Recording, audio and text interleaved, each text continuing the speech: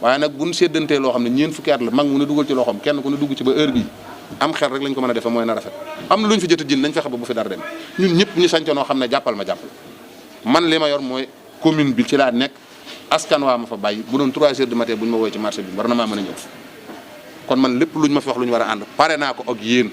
li nga xam ne ci waari bi la concerné lépp lu ma ci war a ànd ak yéen dinaa ko ànd comme nag ñoom responsable yëpp yéen a ngi toog ne d'accord ngeen ci lan lay léegi nañ defar ci plateforme boo xam ne defar lay indi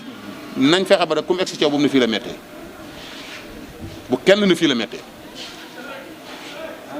su boobaa man su ma jógee dana ma yombalal lu bari te man pare naa pour faxas lépp nii rek dem ci sëñ Mountakha nii rek dem ci keneen mbéy mi dem sëñ Siid di ko tàggu su ngeen paree yéen ñii ko séq di responsabilité marché bi su ngeen paree na tey na fi jóg aj seen i tànk balaa ginnaaw suba man mën naa leen fay jëlee ci sama responsabilité loolu moom mën naa koo garanti la ca des nag commune bi dafa am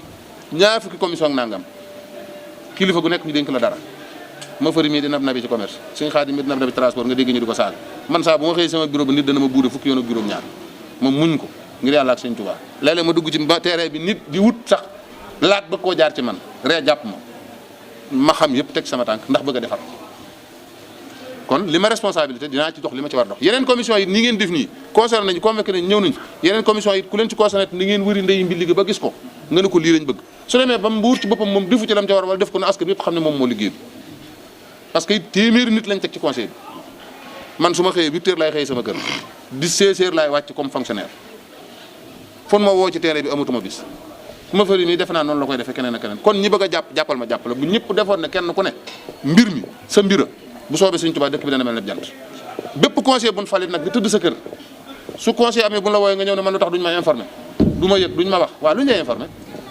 lan lañ la war a informé yow kay yaa war a dem ci askan wi jéem a informé wu ba xam seen i jafe-jafe indi ko boo ko soumettre ba noppi topp say dossier ba mu àggat ci saw askan ñu mën a xam ne yaa fi jële woon li yóbbu ko toppatoo ko indiwaat am na ñoo xam ne xalaatuñoo sax jëlaale ab extrait jàmbur ci koñ ba yóbbaale ko pour defaral ko indaaleel ko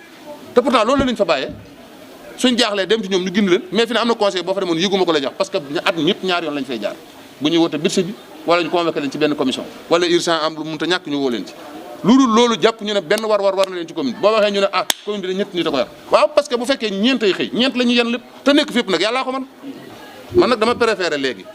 pour muy leer fépp fu mu mën a tee doon lu concerné vari bi suñ ma ci wooyee bu doon 3 heures du matin bu doon 4 heures du matin pare naa bu dee lu jëm ci suuf si ginnaaw yàlla dogal na Sëñ Muntaxa moo ne ma teqale ma sama digg ak samay bokk sama digganteeg suuf si doxal sama digg ak moom te boobaak léegi yaakaar naa ne bokk demagu fa ñun ñi defagun lu ñu réccu kon ñi ngi nab nag ci loo xam ne jur